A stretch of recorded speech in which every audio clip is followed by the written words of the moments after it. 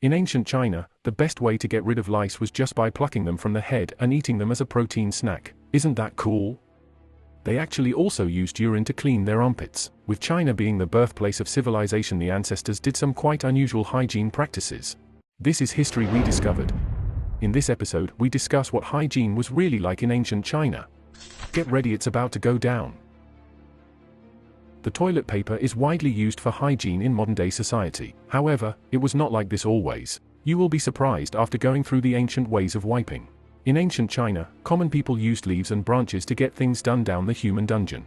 Before that, stones, earth blocks and branches, among other things, were the items of choice. After the Han Dynasty, there was a special tool, which was chugi. Made by cutting bamboo slices into strips, its shape was thin and flat, slightly wide with rounded edges. The better models had great water absorption and a light fragrance. The upper classes would also wash themselves afterwards with water and then employ aromatherapy for greater fragrance. Due to the exorbitant expense of paper, the transition from chugi to paper took a very long period. Straw paper wasn't commonly utilized until the Yuan dynasty, and even then, only the ruler did it. The common populace frequently used straw paper during the Ming and Qing dynasties, whereas aristocracy preferred silk. How did ancient Chinese clean their teeth? Ancient China placed a high priority on oral hygiene. You had to chew on a clove of garlic whenever you found yourself in the emperor's court, since it was forbidden to have bad breath, especially in his company. Chinese people also had the brilliant notion to create toothbrushes by weaving horsehair onto a stick. But, before they made anything fancy, simple sticks would work. But in ancient China, gargling with salt water or tea was the standard oral hygiene practice. In the Tang dynasty, soaking a willow twig in water before bed and chewing it the next morning became customary. The willow fibers would protrude like a comb and scrape the teeth clean. Chinese and Indians were first to employ the willow branch for teeth hygiene. The procedure involved first rinsing a small area of willow branches thoroughly. Then one end was eaten until the branch fibers were revealed and the end became hairy. Genius, isn't it? Bathing. In ancient China, maintaining good hygiene included having a pleasant scent. Given that the Mongols, who detested bathing, threatened Chinese rule at the period, body odor was seen as a symbol of savagery. The Chinese constructed a very impressive wall to keep the Mongols at bay, but they were compelled to take baths to mask their own odor. This posed a problem, though, because in ancient China people believed that taking a bath every day brought on illness. In order to avoid getting sick in the winter, residents in the northern regions of the country would not even touch cold water, much less take a bath. The precaution eventually developed into a superstition because of Taoism. But for a while, the decision of whether to take a bath created some difficulty. They therefore established a bathing at least once every 5 days in order to strike a somewhat happy medium. Nonetheless, it appears that the Chinese nobles did not find this degree of filth and odor tolerable, because they were willing to spend a fortune on additional sanitary measures.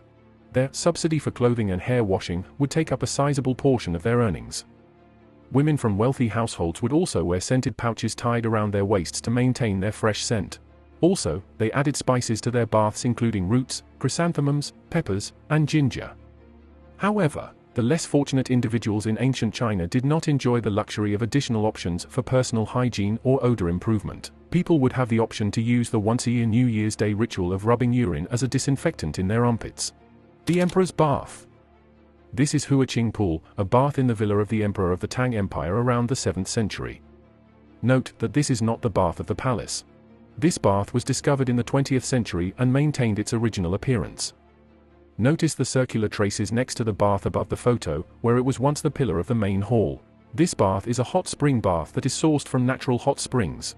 In addition, in order to prevent the emperor from feeling cold after bathing, a surrounding canal was built on the ground around the main hall, and a hot spring was introduced to keep the temperature of the main hall. After bathing, the emperor would cross a walkway of about 15 meters, change clothes there, and then go to another bath to meet his queen, Yan Yuhuan. For safety, the emperor's bathroom will only be allowed to be enjoyed by him alone. Human excrement as fertilizer. Many farmers constructed unique outhouses above pig pens back then for personal use. For a lucky pig, the poo fell right into the trough and made a wonderful lunch. Farmers would still travel to the city to collect the public's deposits, and repurpose it as inexpensive fertilizer even millennia later, when public restrooms became a thing. Not only were cows and crops treated to feces, human waste was effectively utilized for therapeutic purposes by ancient Chinese doctors. A person suffering from diarrhea was given a mixture known as yellow soup, made from fermenting excrement from a healthy individual, and they were instructed to consume the entire liquid feces. It's difficult to swallow that. Prior to you scoffing, this strategy actually worked surprisingly well. The patient's body's toxic bacteria would be eliminated by the beneficial bacteria in the stool. Ancient China only listed this as a treatment for the runs, but today it is used to treat the deadly disease C. diff. Not to be forgotten in the discussion was urine. In addition to deodorant, it was employed as a hormone and egg preservative. How did the ancient Chinese wash? Since ancient times, Chinese societies have placed a great value on cleanliness, and some of the methods they developed to wash their clothes and bodies in a time before flowing water or fossil fuels are more advanced than one might think. Instead of using contemporary soap, plant-based alternatives have been used for generations to keep clothes white and spotless. Chinese people learned how to remove grease by utilizing the ashes of specific plants during the Zhou dynasty, which was roughly 3,000 years ago. The Zhou dynasty's religious rituals are described in The Rites of Zhou, a sacred text, as well as in The Record of Commerce, a document from the Warring States period near the end of the Zhou dynasty. Records the enhancements made to the Zhou cleaning techniques. An alkaline chemical was created by combining crushed seashells and plant ash, and it was able to remove stains from light-colored silk garments. Later, the Chinese learned that it was possible to extract a saponin that was naturally occurring from the ashes of knotweed and wormwood. Beginning in the Han Dynasty, this technique gained popularity, from 206 BC to 220 AD. Saponin was produced into ingots for sale about 1,000 years later, during the Jin Dynasty. In the 1950s, Beijing's fruit-shaped scented ingot shops were shut down by the communist government. During the Song Dynasty, 1127 to 1279, residents in eastern China invented a new, more rudimentary type of laundry soap by kneading honey locust flour into orange-sized balls. Rice as a detergent. People started bathing and washing their hair every 3 days during the Qin and Han dynasties. Because of this, the government frequently took 1 day off every 5. So what did they use for body wash and shampoo? Prior to the rise of the Qin, individuals first bathed and cleaned their hair in rice water, which is rich in vitamins, proteins, and starch.